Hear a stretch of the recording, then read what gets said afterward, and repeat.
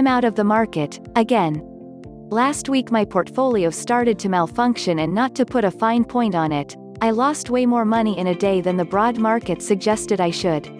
Over the years this has always preceded a crash for me. I sold everything apart from 3 special situations and am now 80% cash.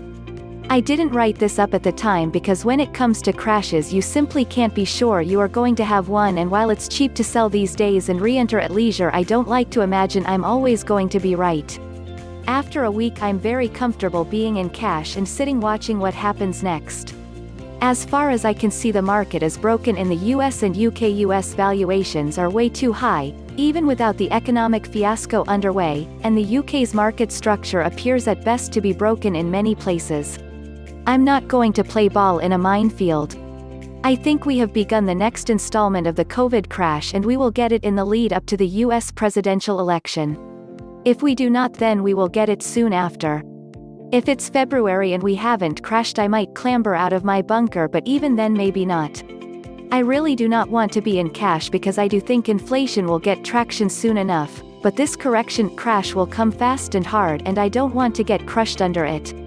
The S&P 500 chart is enough for me to want out. The Fed or the US government can levitate the market out of any fresh crash, but I do not see that as a certainty before the election, which I believe we'll see, barring another election turn-up, a Biden victory. Trump has been the champion of the stock market for sure, and his defeat could be enough in its own right to crash the market. However, that is absolutely not necessary. The market is already on its way to a plunge as I see it. The markets are high because of bailouts, and those bailouts are in the short term coming to an end.